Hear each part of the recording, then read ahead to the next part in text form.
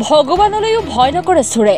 চতিয়াৰ বিভিন্ন স্থানৰ নামঘৰ, মন্দিৰ, মছজিদ আদি ধৰ্মীয় অনুষ্ঠানত সঘনে চুৰি কাৰ্য সংঘটিত হৈ আহিছিল যদিও বিগত 6 মাহমান এনেধৰণৰ চুৰি কাৰ্য কিছু কমিছিল। কিন্তু পুনৰ বুধবাৰে নিশা চতিয়াৰ মালৰ গাঁৱত নতুনকৈ প্ৰতিষ্ঠা কৰা শিৱ মন্দিৰত চোৰে প্ৰৱেশ কৰি মন্দিৰৰ দান পাত্ৰকে আদি কৰি মন্দিৰৰ সকলো সম্পত্তি লুটি নিয়ে। আজি পুৱা মন্দিৰৰ কাষৰীয়া লোকে প্ৰত্যক্ষ কৰে। মন্দিৰৰ দৰ্জা খোলা অৱস্থাত প্ৰত্যক্ষ কৰি জানিব পাৰে যে তলাটোও নাই। লগে লগে অঞ্চলটোত এই খবৰ বিয়পি পৰাত দুখত ভাঙি পৰে ধৰ্মপ্ৰাণ ৰাইজ।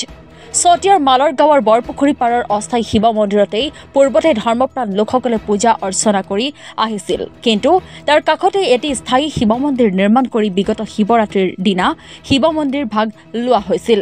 কিন্তু এই শিৱ মন্দিৰত সংঘটিত হোৱা চুৰি কাৰ্যৰ ঘটনাক সহজভাৱে গ্ৰহণ কৰিব পৰা নাই ধৰ্মপ্ৰাণ ৰাইজে।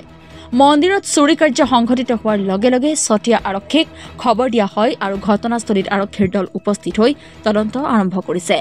অঞ্চলটোৰ ৰাইজে চতিয়া আৰক্ষীক আহ্বান জনাইছে যাতে ধৰ্মীয় অনুষ্ঠানসমূহত এনেদৰেই চুৰি কাৰ্য সংঘটিত কৰি অহা চোৰৰ গেংটোক শীঘ্ৰেই আৰক্ষীয়ে চিনাক্ত কৰি গ্ৰেপ্তাৰ কৰিব পাৰে। মন্দিৰ ভাগ যোৱা শিৱৰাত্ৰিৰ দিনা উদ্বোধন হৈছিলে। আজি ৰাতিপুৱা গম পালোঁ যে ইয়াতে তাত থকা মালামালসমূহ কোনোবা দুষ্কৃতিকাৰীয়ে চুৰ কৰি নিছে। গতিকে এই ক্ষেত্ৰত আমি দুখিত যে এটা মন্দিৰ নতুনকৈ নিৰ্মাণ হোৱা এটা মন্দিৰৰ পৰা যে ইমান সোনকালে বস্তুখিনি চুৰ কৰি নিব আমি এইটো ভবা নাই বা কাকো সন্দেহ কৰা নাই। কিন্তু তথাপি আমাৰ ধাৰণা হয় যে আজিকালি ড্ৰাগছ, ভাং ইত্যাদি, ব্ৰাউন চুগাৰ ইত্যাদি সেৱকসকলে এই কাম কৰে বুলি আচলতে আমাৰ সন্দেহ হয়। তেনে ব্যক্তিক আমি পুলিচ কৰ্তৃপক্ষক আহ্বান জনাওঁ যে তেনে ব্যক্তিক ধৰি আনি সোধপোছ কৰাৰ বাবে যাতে তেখেতসকলে ব্যৱস্থা কৰে তাৰ বাবে মই অনুৰোধ জনাইছোঁ। ৰাইজ দুখিত এই কাৰণেই যে গাঁওবাসীয়ে অস্থায়ীভাৱে এটা শিৱ মন্দিৰ এই গছজোপাৰ তলতে পাতি বহু বছৰ ধৰি তেওঁলোকে পূজা পাতল কৰি আহিছিলে। কিন্তু গাঁৱৰে এজন যুৱকে নয়ন বৰদলৈয়ে এই নতুনকৈ মন্দিৰ ভাগ আমাক ৰাইজক দান দিছিলে আৰু সেই মন্দিৰ ভাগতে আমি পূজা পাতল আৰম্ভ কৰিছিলোঁ যোৱা শিৱৰাত্ৰিৰ দিনা।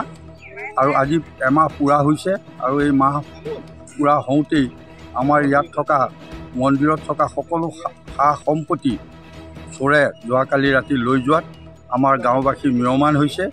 সেয়েহে আমি অনুৰোধ জনাইছোঁ যে আমাৰ চতিয়া থানাৰ ভাৰপ্ৰাপ্ত বিষয়াই যাতে ইয়াৰ এটা উচিত তদন্ত কৰি চোৰক কাৰায়ত্ব কৰি আমাৰ মালখিনি ঘূৰাই দিয়াত সহায় সহযোগ কৰিব বুলি আশা কৰি মই মোৰ